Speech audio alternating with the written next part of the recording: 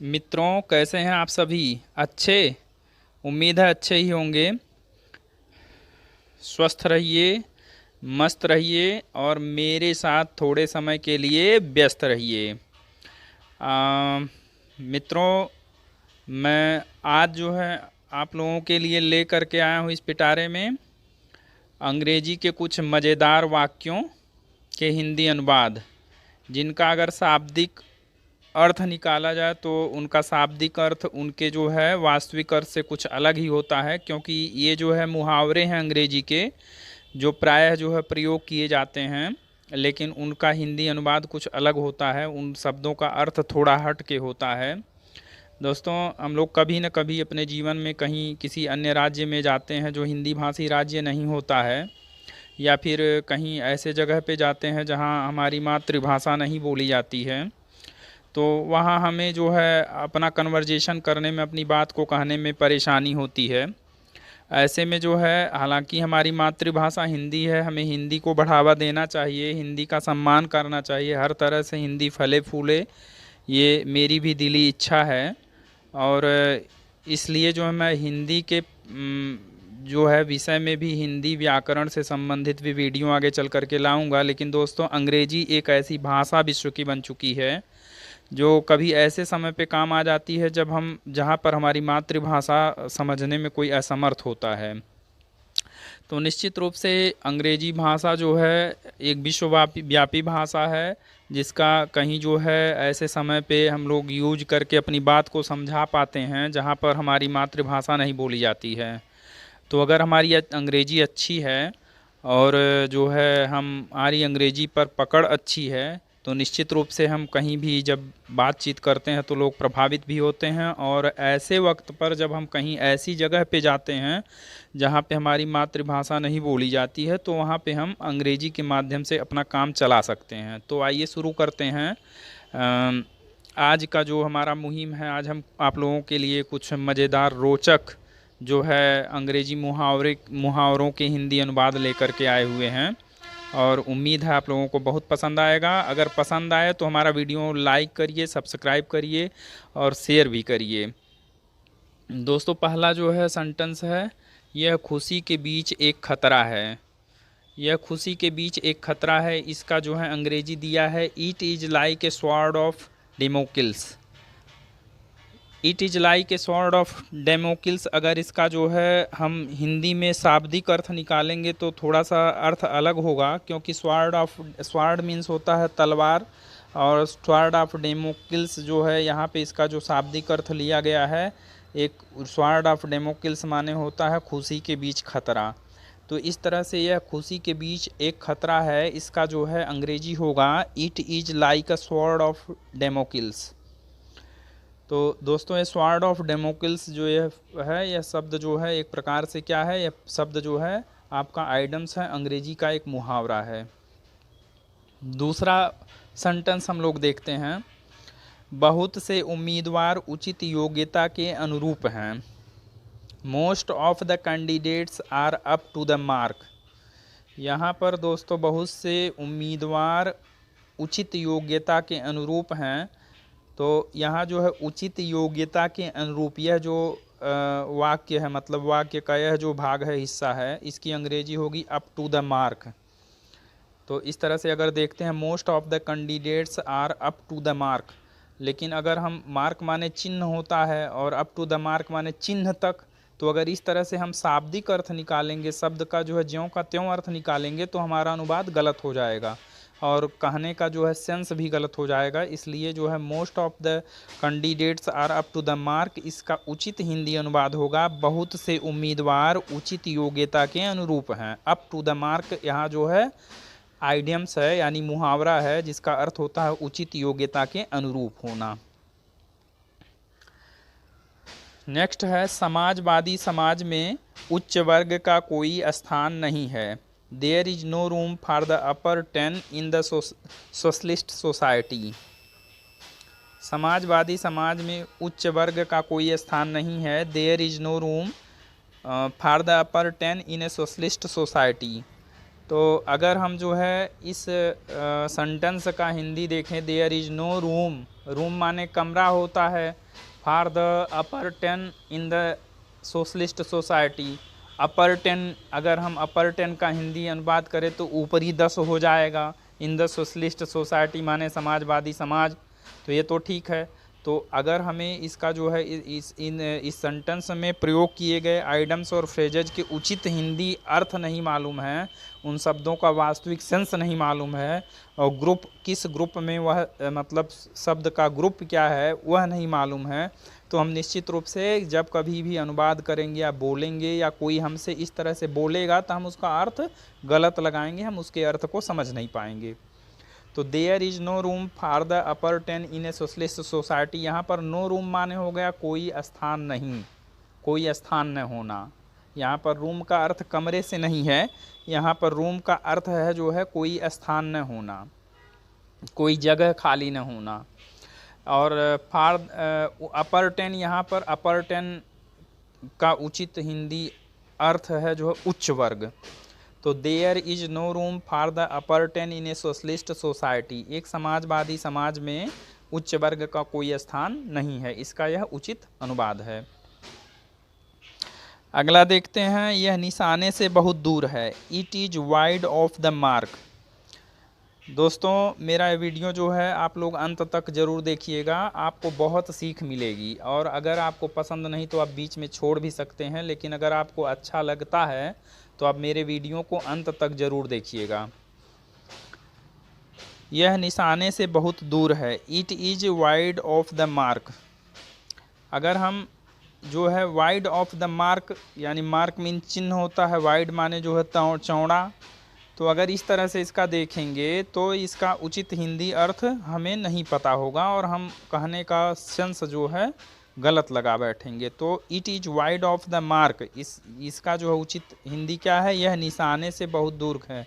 यहाँ पर मार्क का जो है वाइड ऑफ द मार्क माने होता है निशाने से बहुत दूर होना।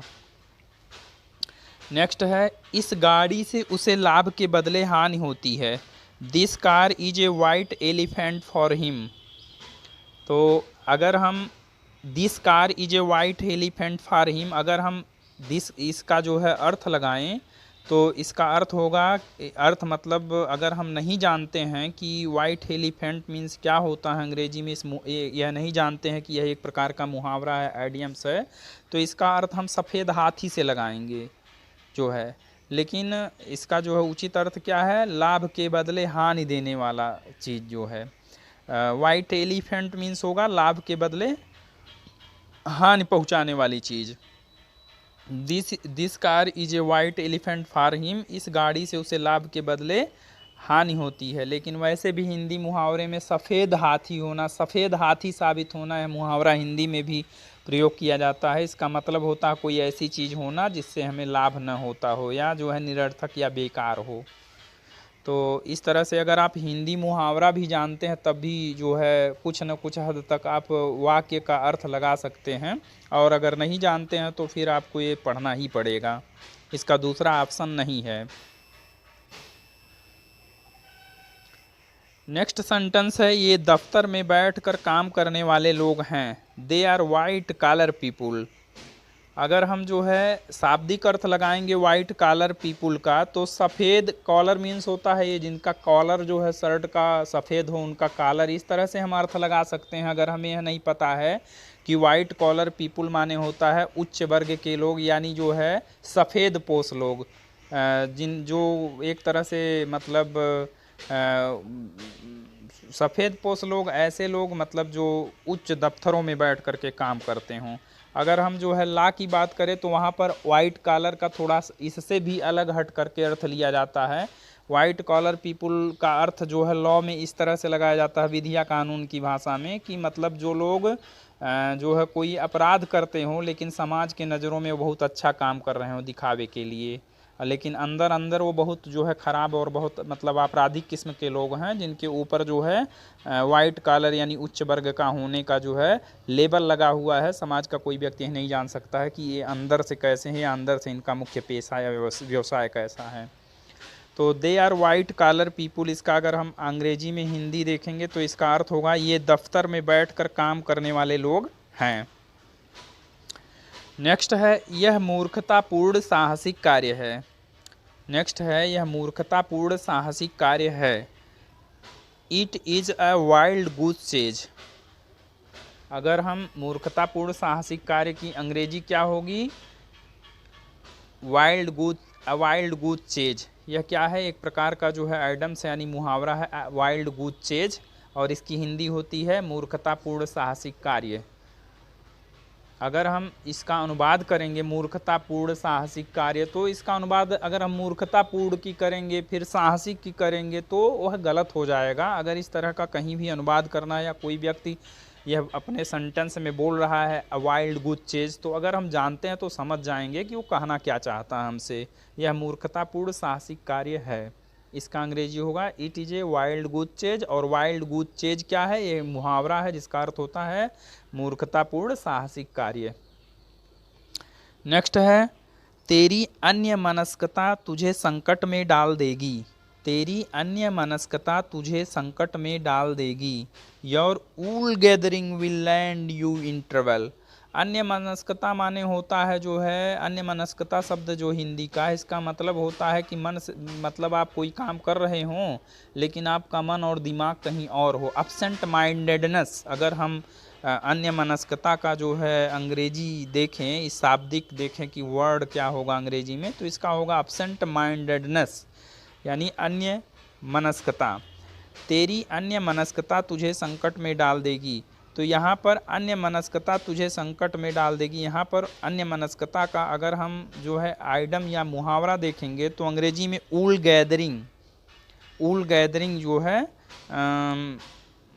इसकी अंग्रेजी हो जाएगी। हिंदी में कहा गया है ना, चले थे हरिभजन को ओटन लगे कपास। तो हमने अभी आपको पहले भी समझाया बताया है कि अगर आप हिंदी के मुहावरे भी जानते हैं तो आप कुछ हद तक जो है अंग्रेजी मुहावरों का अर्थ लगा सकते हैं। ऊल गैदरिंग, ओटन लगे कपास, एक तरह से तो मतलब किसी अन्य कार्य के लिए गए थे लेकिन वो अपने ध्यान से भटक गए, अपने कार्य से भटक गए, अन्य काम में लग गए।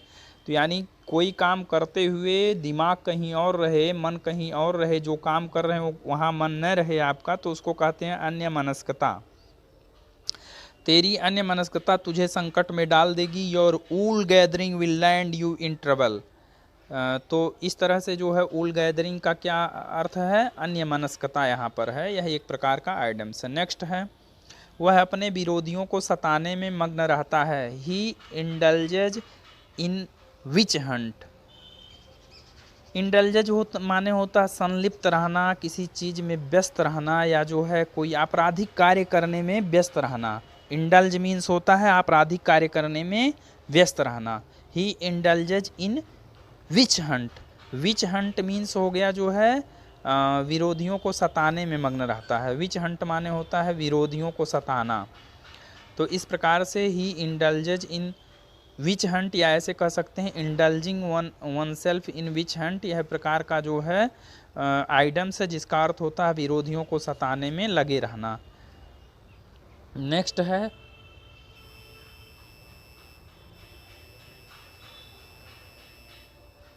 कुछ समाचार पत्र सस्ते और सनसनीपूर्ण समाचार छापने में विश्वास है। कुछ समाचार पत्र सस्ते और सनसनीपूर्ण समाचार छापने में विश्वास रखते हैं। तो सनसनीपूर्ण समाचार, सस्ते और सनसनीपूर्ण समाचार, तो इसका जो है क्या आइडम्स है? इन येलो जर्नलिज्म। कुछ समाचार पत्र सस्ते और सनसनीपूर्ण समाचार छापने में विश्वास रखते हैं। Some newspapers believe in yellow journalism. Yellow journalism माने क्या होता है? सस्ते और सनसनीपूर्ण समाचार छापना।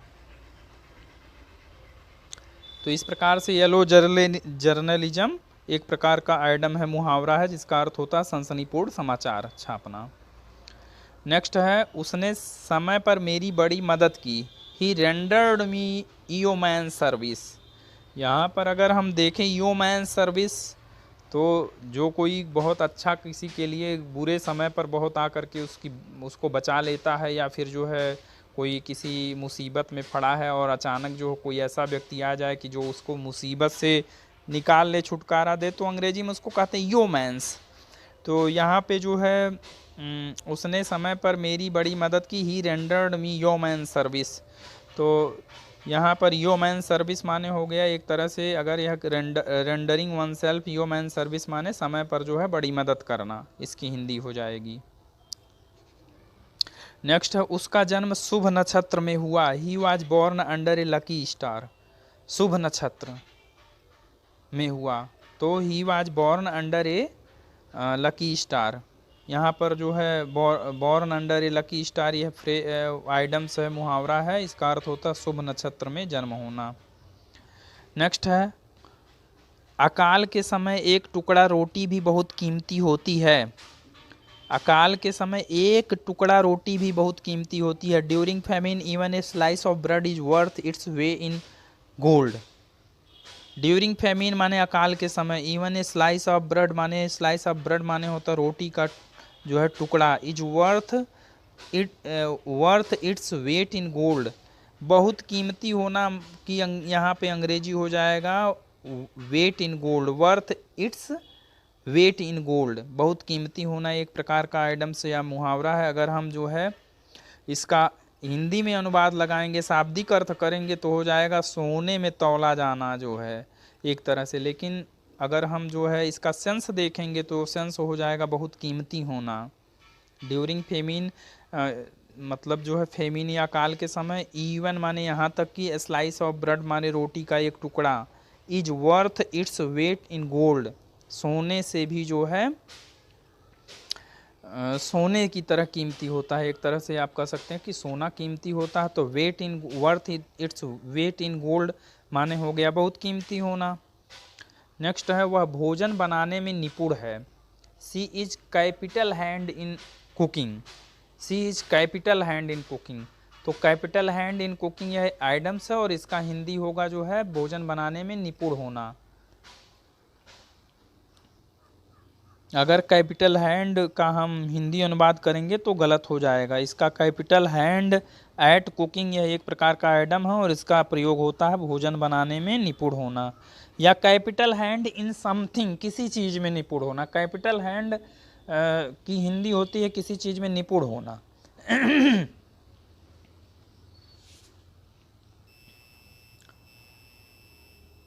नेक्स्ट है, उनमें गहरी शत्रुता है, they are at daggers drawn.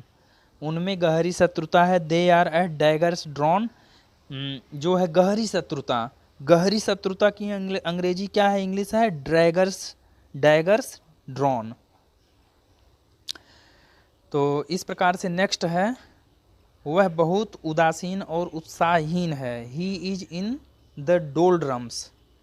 डोल्ड्रम्स क्या होता है दोस्तों, जो हमारा ग्लोब है पृथ्वी का, उसका जो मतलब बीच वाली जो काल्पनिक रेखा होती है जिसको हम भूमध्य रेखा कहते हैं, तो भूमध्य रेखा के दोनों तरफ, हमें जहाँ तक याद आता है, अच्छी तरह से तो नहीं याद है इस समय, लेकिन भूमध्य रेखा के तरफ जो 5 डिग्री अक्षांश तक जो है पूर्वी देशांतर और 5 डिग्री ये जो है ऐसे कह सकते हैं पूर्व पश्चिम उत्तर, हाँ उत्तरी अक्षांश और फिर 5 डिग्री दक्षिणी अक्षांश के बीच जो जो है हवाएं चलती हैं या जो वहाँ पे वो उत्पन्न होता है, वायुदाब उत्पन्न होता है, उसको हम डोल्ड्रम्स कहते हैं। तो अगर हम ये कहें कि वह बहुत उदासीन और उत्साहहीन है, ही इज इन डोल्ड्रम्स, तो डोल्ड्रम्स माने होता है एक तरह से जो है वहाँ उस क्षेत्र में वायुदाब बहुत कम होता है डोल्ड्रम्स में, या कभी ज़्यादा होता है, तो वहाँ पर वायुदाब कम होता है। तो हम इसका अंग्रेजी जो डोल्ड्रम्स है, समवन या समथिंग इज डोल्ड्रम्स माने हो गया उदासीन और उत्साहहीन होना। इसका हम अगर डोल्ड्रम्स के शब्द के हिसाब से अर्थ लगाएंगे तो निश्चित रूप से गलत हो जाएंगे। नेक्स्ट है, वह विचारकों की अगली पंक्ति में है, he is in the van of thinkers. वह विचारकों की अगली पंक्ति में he is in the van of thinkers. अगर हम वैन ऑफ थिंकर्स शब्द का जो है हिंदी अनुवाद करेंगे, शाब्दिक अर्थ सीधे सीधे लगाएंगे तो गलत हो जाएगा। यहाँ पर वैन ऑफ थिंकर्स एक आइडम्स है और इसका अर्थ होता है विचारकों की अगली पंक्ति। नेक्स्ट है चाँद धीरे धीरे घट रहा है, the moon is on the when. चाँद धीरे धीरे घट रहा है, the moon is on the when. तो अगर ऑन द वेन मीन्स होता है धीरे धीरे घटना, ऑन द वेन माने होता है धीरे धीरे घटना, और अगर इस शाब्दिक अर्थ लगाएंगे तो गलत होगा फिर इसका। उसका यश धीरे धीरे घट रहा है, his reputation is on the when, माने किसी चीज़ में धीरे धीरे क्रमशः ग्रेजुअली अगर घटोत्तरी होती है, डिक्रीज होता है कोई चीज़, किसी चीज़ में धीरे धीरे कमी आती है, अचानक कमी नहीं, धीरे धीरे कमी की बात की जा रही है यहाँ पर, ग्रेजुअली डिक्रीज मतलब धीरे धीरे कमी। तो वहाँ पर उसका जो है अगर हम आइडम्स की बात करेंगे मुहावरे के रूप में, उसका मुहावरा होगा ऑन द वेन। उसका यश धीरे धीरे घट रहा है, the moon is on the when. His reputation is on the when, उसका जो है यश धीरे धीरे घट रहा है। फिर जो है नेक्स्ट है चाँद धीरे धीरे बढ़ रहा है, the moon is on the wax. अगर हम बढ़ने धीरे धीरे बढ़ोतरी जो होती है तो उसको वैक्स कहते हैं, WAX wax. On the wax means होता है धीरे धीरे किसी चीज़ में बढ़ोतरी होना, कोई चीज़ धीरे धीरे बढ़ना, और जो है घटोत्तरी होना माने कोई चीज़ धीरे धीरे घटना। तो जहाँ धीरे धीरे घट रहा है तो उसका जो है आइडम्स या मुहावरा होगा अंग्रेजी में ऑन द वेन, और अगर कोई चीज़ धीरे धीरे बढ़ रहा है, ग्रेजुअली जो है इंक्रीज हो रहा है, तो उसका अंग्रेजी होगा ऑन द वैक्स। जय हिंद दोस्तों, उम्मीद है आप लोगों को जो है आज का यह जो मेरा वीडियो है बहुत ही अच्छा लगा होगा, और आप लोगों को अगर वीडियो अच्छा लगा है तो इसको सब्सक्राइब का बटन जो मेरे चैनल में है उसको ज़रूर दबाइएगा, और जो है बेल लाइक भी करिएगा, बेल आइकन का जो बटन है उसको भी दबाइएगा, जिससे आप लोगों को जो है मेरा वीडियो जो है समय से मिलता रहे, उसका नोटिफिकेशन आपको जाता रहे। और आप लोग जो है निश्चित रूप से अगर मेरे साथ जुड़े रहेंगे और जुड़ते रहेंगे तो बहुत इम्प्रूवमेंट आने वाला है आप लोगों में। और मतलब अभी तो एक समय में जो है थोड़ा सा ही बनाया जा सकता है, ऐसा तो है नहीं कि मतलब 2 घंटे 4 घंटे का बना दें दिन भर बैठ करके, तो उसको कोई देखेगा भी नहीं, पसंद भी नहीं आएगा किसी को। और कोई भी चीज़ यहाँ धीरे धीरे ही बढ़ोतरी होती है, अभी जैसा कि हम लोग लास्ट में पढ़े हैं धीरे धीरे बढ़ना, ऑन द वैक्स जो है। तो कोई नॉलेज भी है तो एक दिन का तो काम है नहीं, ये धीरे धीरे ही बढ़ेगा। तो मेरा चैनल ज़रूर सब्सक्राइब करिए और मुझसे ज़रूर जुड़िए। जय हिंद।